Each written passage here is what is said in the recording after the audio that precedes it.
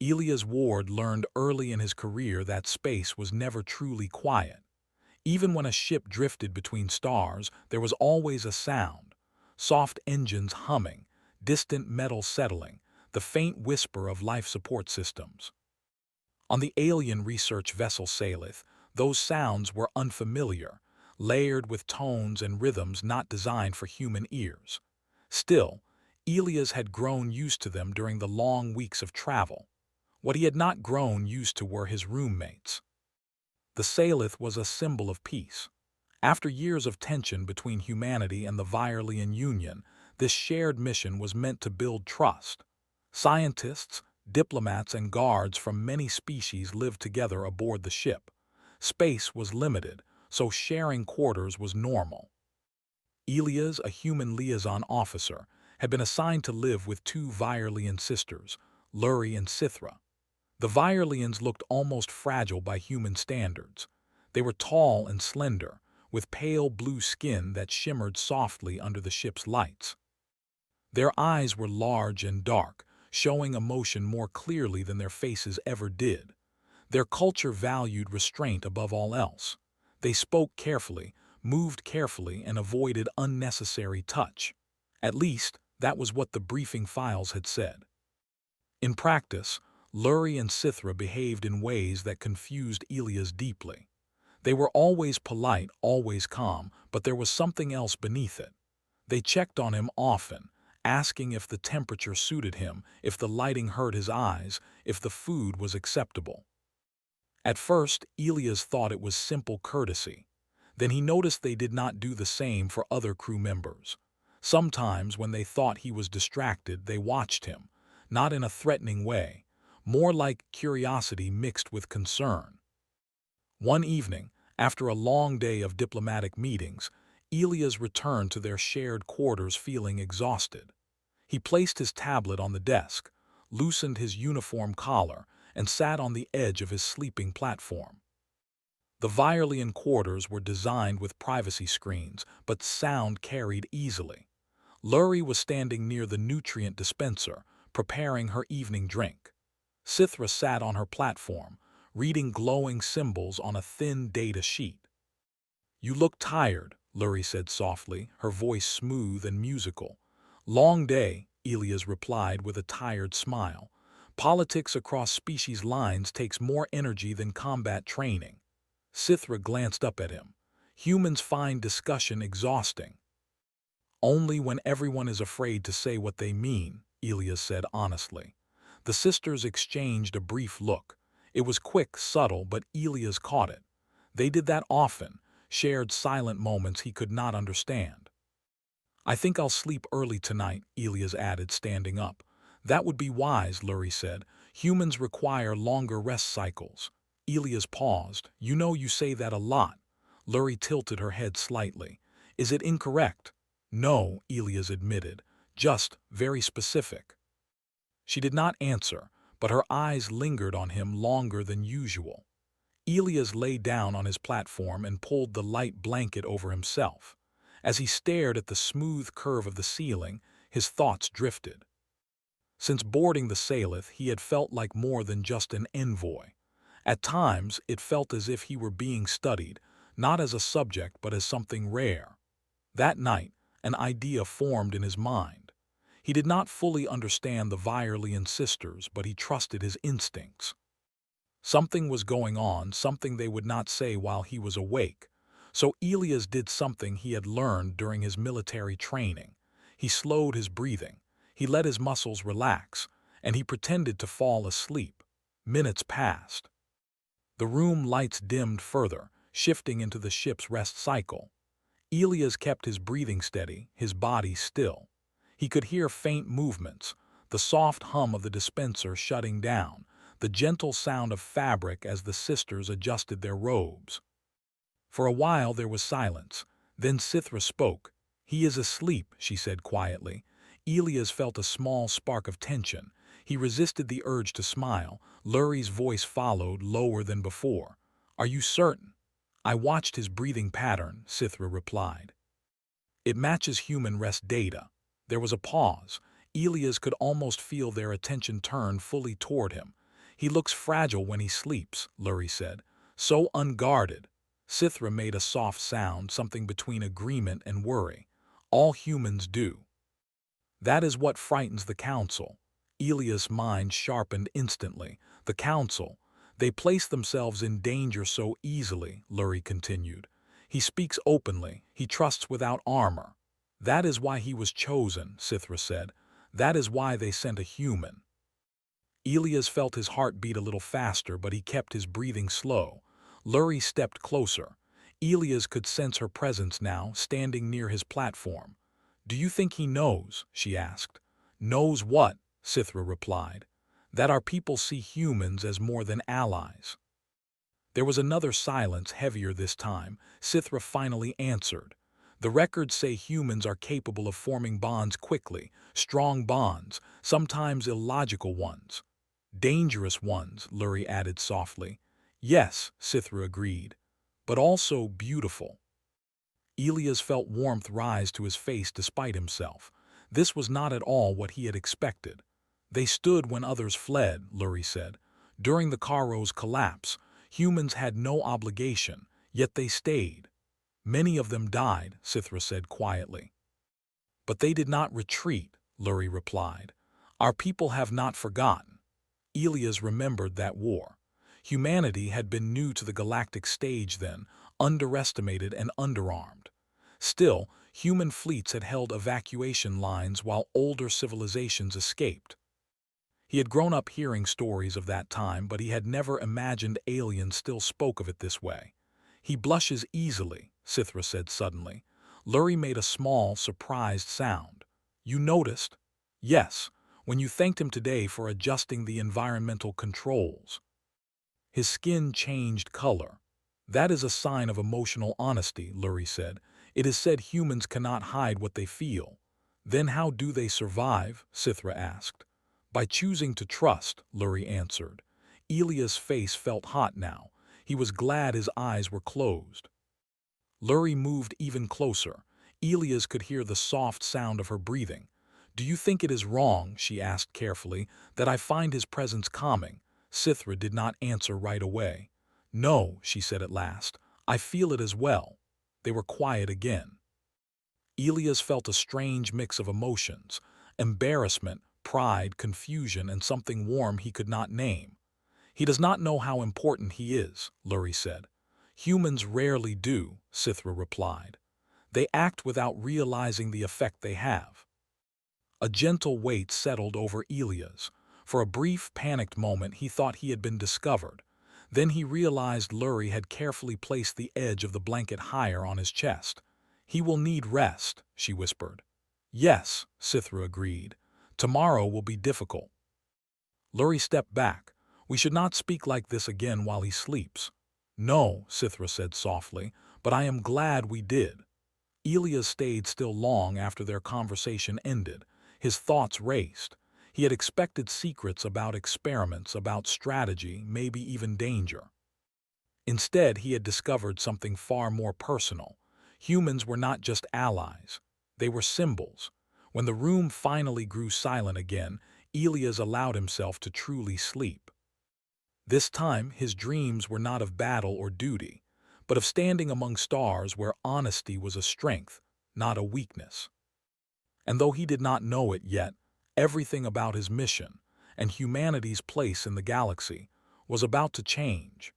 Elias woke the next cycle with a strange feeling in his chest, as if something important had shifted while he slept. For a moment he lay still on his platform, staring at the smooth ceiling of the Salith. The memory of the previous night returned clearly: the hushed voices, the careful words, the quiet respect hidden beneath restraint. They had spoken truth because they thought he could not hear. That knowledge stayed with him as he rose and prepared for the day. Lurie and Sithra were already awake. They moved through the room with their usual calm grace, their expressions carefully neutral. If they felt any embarrassment or concern about what they had said, they showed none of it. To Elias, it felt almost unreal, as if the warmth he had heard the night before had been a dream. "Good rest?" Lurie asked politely. "Yes," Elias replied. His voice came out steadier than he felt. "Thank you." Sithra inclined her head slightly. "The ship will enter a populated corridor today. There will be visitors." "Diplomats?" Elias asked. "Observers," Sithra said. "Some will judge humanity closely." Elias nodded. "That's nothing new." Yet as he spoke, he remembered Lurie's words. He does not know how important he is. The day unfolded quickly. Elias spent hours moving between conference chambers, translation rooms, and secure corridors. Alien representatives watched him with open curiosity. Some treated him as an equal. Others saw him as a risk, a species still too young, too emotional, too unpredictable. Each time Elias spoke, he chose his words carefully but not cautiously. He spoke honestly, the way humans always had. By the time he returned to the shared quarters, exhaustion weighed heavily on him. That evening, the sisters remained quieter than usual. They shared brief looks again, their silent communication stronger than ever. Elias noticed now how often they did it, how much they trusted each other. Finally, Sithra spoke. "There is something you should know," she said. Elias looked up from his tablet. "That sounds serious." "It is," Lurie said gently, "but not dangerous, not to you." They both turned toward him fully now. Elias felt the weight of their attention and resisted the urge to joke it away. "Our people believe humans possess a rare trait," Sithra said, "one that has altered many historical outcomes." Elias set his tablet aside. "Let me guess." "Emotional honesty." Lurie's eyes widened slightly, just slightly. "Yes," she said slowly, "you are aware of this perception." "I'm aware we're not very good at hiding how we feel," Elias said. "Most humans see that as a weakness." Sithra's gaze softened. "We do not." They explained then, not everything, but enough. How the Virelian Union had studied humanity from a distance for years. How human reactions during crises were recorded and analyzed. How humans repeatedly chose sacrifice over safety when others would withdraw. "You do not wait for consensus when lives are at stake," Lurie said. "You act." Elias leaned back, processing this. "That's not always smart." "No," Sithra agreed, "but it is sincere. That sincerity makes others follow you." There it was again, that quiet respect. Later that night, as the ship dimmed into rest cycle, Elias lay awake. He did not pretend to sleep this time. He did not need to. The truth had already found him. Soft sounds reached him, movement, fabric, a faint hum as the sisters prepared for rest. "We should not have told him," Sithra said quietly. Lurie paused. "Why? He may feel burdened." "He already carries burden," Lurie replied. "That is the human way." There was a pause. "I think," Lurie continued, "that humans feel embarrassment when praised because they do not act to be admired. They act because it feels right." Sithra considered this. "That makes them dangerous." "Yes," Lurie said, "to cruelty." The next cycle brought crisis. A smaller alien vessel entered the corridor unexpectedly, broadcasting distress signals. Its systems were failing, and its occupants were in panic. Several species aboard the Salith argued over protocol. Some insisted on waiting for approval from higher command. Elias listened for only a moment before acting. "We don't have time," he said.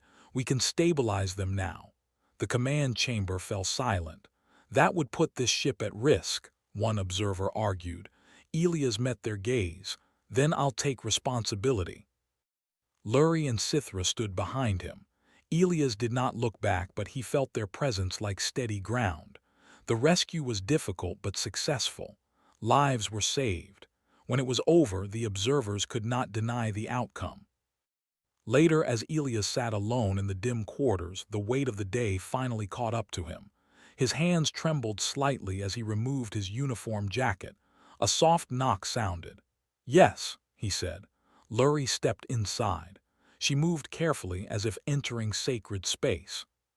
"You acted as we expected," she said. Elias gave a tired smile. "I acted like a human." "That is why it matters," she replied. She hesitated, then added, "Sithra and we suspected last night that you were not truly asleep." Elias froze. She watched him closely now, not unkindly. "You did not move," she continued, "but your breathing changed when we spoke of trust." Elias exhaled slowly. "I didn't mean to deceive you." "You did not," Lurie said. "You listened. That is different." Heat rose to his face again, familiar and unstoppable. "We chose to speak anyway," she said, "because humans deserve truth." Elias looked at her, truly looked at her. "I'm glad you did." She inclined her head, the Virelian gesture of respect.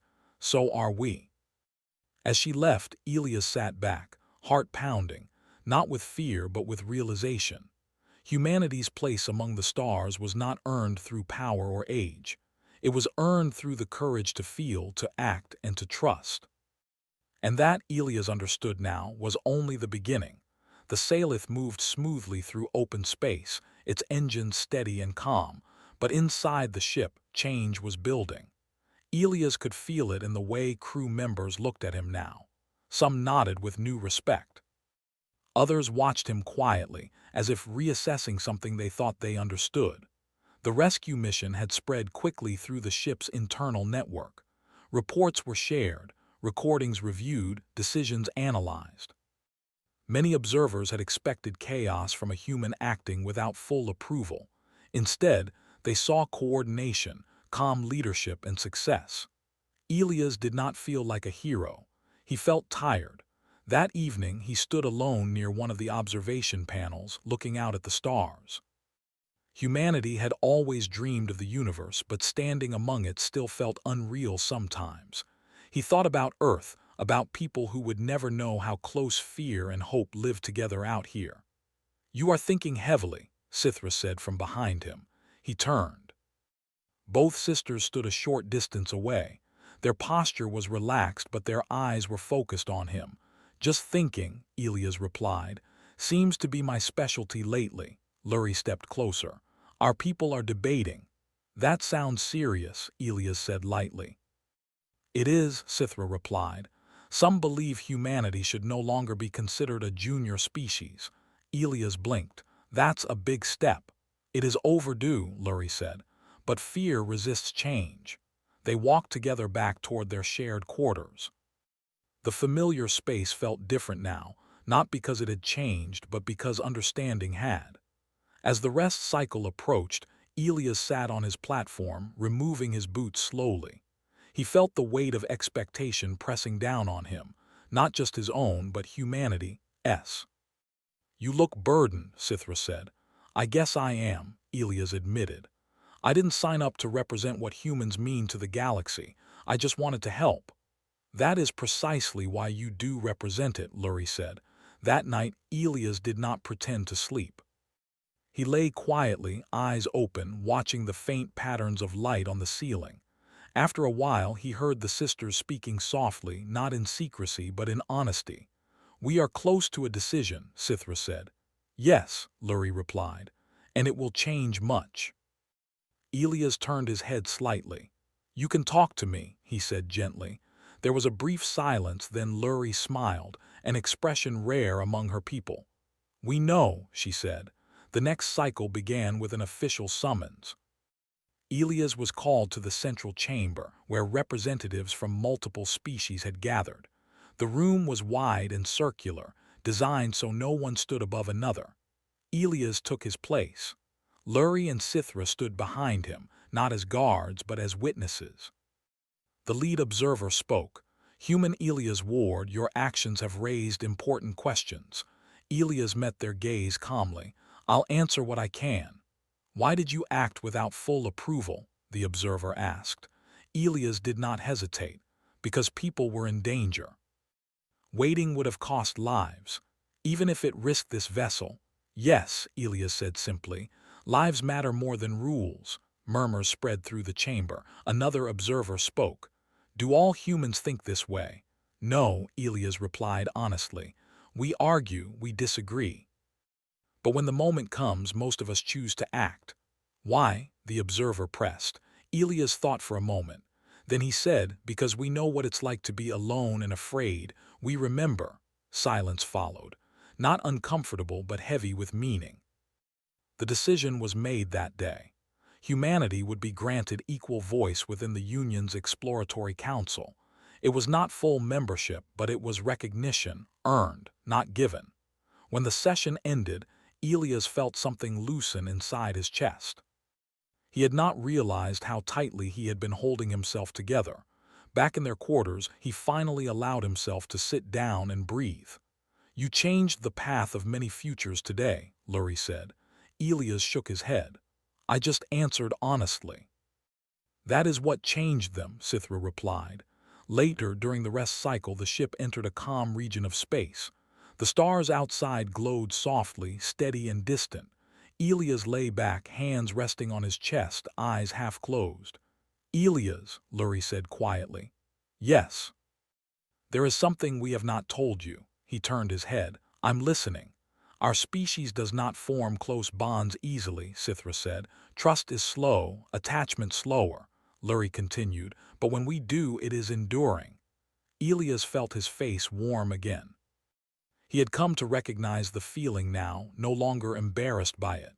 "You don't have to explain everything," he said gently. "We want to," Lurie replied. They stood closer now, not touching, but near enough that Elias could sense their presence fully. "We chose to share quarters with you," Sithra said, "not by chance but by intention." Elias' heart beat faster. "Why?" "Because humans remind us of who we could be," Lurie said. "Brave enough to care." Elias sat up slowly. He looked at them both, seeing not mystery or distance but sincerity. "I'm honored," he said simply. The next days passed more peacefully. The ship continued its mission, but the tension had eased. Humans were spoken of with new respect. Elias noticed how often others sought his opinion, not because he demanded attention, but because they trusted him. One quiet cycle, as the Salith drifted between stars, Elias stood once more at the observation panel. This time, Lurie and Sithra stood beside him. "The galaxy is vast," Elias said. "Sometimes it feels too big," Lurie nodded. "Yet humans face it without armor." "Maybe," Elias said. "Or maybe we just haven't learned how to hide yet." Sithra considered this. "Do you think you will?" Elias smiled. "I hope not." The sisters exchanged a glance, then looked back at the stars. In that moment, Elias understood something clearly. Humanity did not need to be the strongest or the oldest. It only needed to remain itself. Honest, brave, willing to care. And somewhere among the endless stars, that was enough.